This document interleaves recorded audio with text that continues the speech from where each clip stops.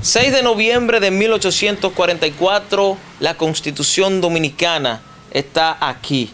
En el día de hoy cumple un año más y nos gustaría compartir con Martín Cruzado Paulino, quien es historiador altagraciano, para que nos hable de la Constitución Dominicana, de su creación, cómo nace y las veces que también ha sido modificada, que es alrededor ya de 40 veces. Estamos cerquitica, estamos al doblar de la esquina. Saludos, Martín. Sí, como no, un saludo para todos los miles y miles de televidentes de este gran espacio. Sí, que hoy cumple la Constitución Dominicana 175 años.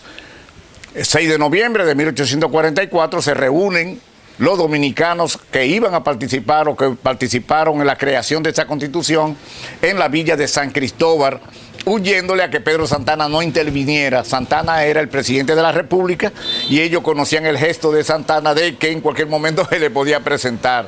Pero qué va, no le valió. Allá fue el general Santana e hizo que a la Constitución Dominicana le agregaran un artículo, el 210, que lo convertían en dictador. Ese artículo le daba facultad al presidente Santana a fusilar a una persona que según él estuviese haciéndole daño al gobierno, a deportar a cualquier dominicano y extranjero que también viera la necesidad y meter a la cárcel a cualquier persona que ellos lo consideraran. Así, con esa Constitución, con ese artículo, deja de ser democrática. Era democrática, pero Santana la dañó, y con ese artículo 210 fusiló Santana a los hermanos Puello, a Antonio Duvergé, a María Trinidad Sánchez, al Patricio Sánchez y a otros dominicanos valerosos de esa época. La Constitución no se puso en vigencia el mismo día 6, sino el día 13. El 6 terminó la Constitución, pero no fue ese día que se puso en vigencia, sino a partir del día 13 de mes de noviembre de 1844, como dije ahorita, hace 175 años. 39 modificaciones se le han hecho a esa original, algunas de las cuales prácticamente para agregarle un artículo, prácticamente la que tenemos en vigencia, aunque se modificó en el 2015, 6 de junio, la que verdaderamente está en vigencia es la del 2010, la del 21 de enero. Esa fue la gran modificación. Esa fue la gran modificación hecha en el gobierno de Leonel, donde se agregaron muchas de los artículos que tenemos. Hoy en día se le han hecho esas modificaciones y cada uno de los gobiernos que hemos tenido trata de modificarla a su antojo. La Constitución Liberal del 1963, puesta en ejecución en abril en el gobierno de Bosch, fue una gran modificación, pero anteriormente se habían hecho ya otras modificaciones. Fíjense que para 1942 se modifica para darle participación a la mujer. La mujer dominicana no podía ser congresista, no podía nada de eso, y esa Constitución le da esa facultad. En la época de Santana, la Constitución Liberal fue la Constitución de Moca, de los años de 1857, la Constitución de Moca, que tan pronto Pedro Santana vuelve al poder, quita esa Constitución y la ponen a su manera. Al comienzo de nuestra Constitución no existía la vicepresidencia, es a través después de los gobiernos, y en el mismo gobierno de Pedro Santana, en el segundo, es que se agrega el vicepresidente de la República. ¿Tiene tan poco valor en el país? No por eso, sino que no se le ha querido verdaderamente dar un gran valor. El vicepresidente, déjame decir que el primero fue nativo de Baní.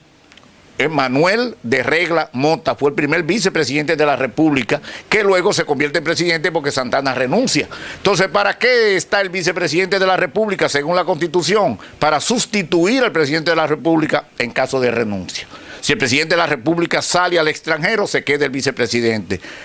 Si se muere el presidente, le toca al vice, si está enfermo, etcétera, pero debiera tener otras facultades. Hay países, por ejemplo, como en Panamá, donde sí el vicepresidente de la República tiene funciones. Y Hipólito Mejía, en su gobierno, que también lo modificó, cuando estaba de vicepresidenta de la República,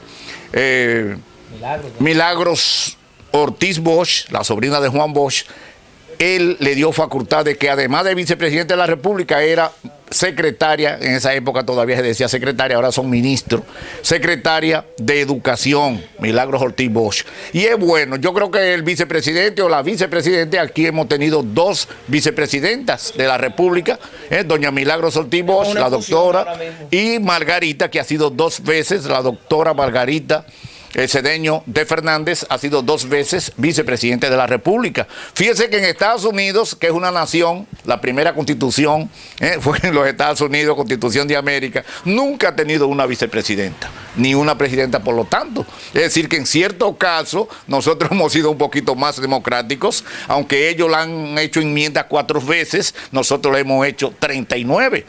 Demasiado. O sea que la Constitución, ¿qué es la Constitución? Porque estamos hablando de que la Constitución es la ley soberana del país, es la ley que organiza el país, donde están todos los reglamentos. Ninguna ley está por encima de la Constitución, ninguna. Se llama ley de leyes, ley sustantiva, carta fundamental, se le da muchísimos nombres, pero muchas veces hay expresiones inclusive que Balaguer usó por lo menos, de que en alguna...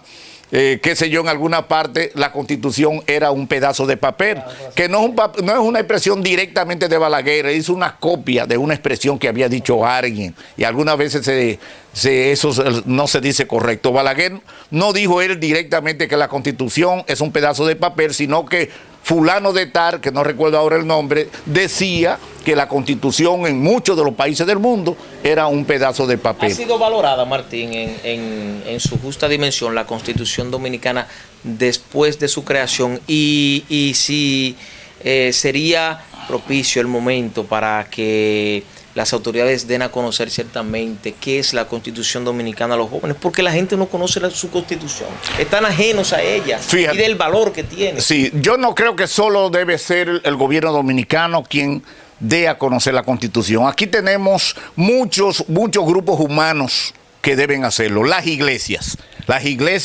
deben hacer ese esfuerzo de que sus miembros conozcan la Constitución del país, las iglesias evangélicas, la iglesia católica, los sindicatos, que tenemos muchísimo, deben dar charlas, deben invitar charlistas que conozcan la Constitución, y no solo un día, porque se esté acercando el día como hoy, de 175 años, sino en cualquier época. Las iglesias, dijimos, las escuelas que deben tener siempre ese folleto sobre la Constitución, ahí para que los estudiantes verdaderamente la conozcan, desde el estudiante de básica, estudiante de media y estudiante universitario. Da pena, y en una vez para 1965, un tipo de los Estados Unidos, uno de los jefes, le preguntó a un general dominicano que qué decía la Constitución sobre tal o cualquier cosa. El general no pudo decirle absolutamente nada porque nunca había tenido en su mano una Constitución. Y eso es algo lamentable, que la gente del país no la conozca. Repito, son las instituciones las que tienen que hacerlo, el gobierno a través de las escuelas, las iglesias, los sindicatos, las cooperativas, o sea, donde quiera que haya mucha gente, hay que darlas a conocer. Lo que sucede es que no hay tantos interés en que la gente lo conozca, porque cuando tú tienes la Constitución en las manos, entonces tú puedes, cuando ves que alguien está haciendo algo en contra de la Constitución, o sea, inconstitucional, que es como se le llama, entonces tú tienes el derecho de decir eso está malo, eso no es así, porque la Constitución dice en el artículo tal que tal cosa es así, así. Entonces, por lo menos tú estás haciendo un buen trabajo a través de la prensa, porque la prensa también le toca. Los medios informativos, la televisión, la radio, los periódicos también están en el deber como grupo humano de dar a conocer la Constitución, y eso es lo que tú estás haciendo en este momento a través de lo que estamos diciendo nosotros. Así es, muchísimas gracias al historiador Martín Cruzado Paulino, altagraciano por demás, por compartir estas declaraciones con nosotros sobre la creación y la entrada en vigencia o puesta en vigencia de la Constitución Dominicana el 6 de noviembre de 1844, pero varios días más adelante, específicamente 13 de noviembre, que son informaciones que pocos la conocen en este país y en esta provincia, y cosas como esa es que nosotros como jóvenes tenemos que escudriñar y seguir el ejemplo de personas como el profesor Martín Cruzado Paulino. Siga usted en sintonía y celebre el día del nacimiento de su Constitución Dominicana.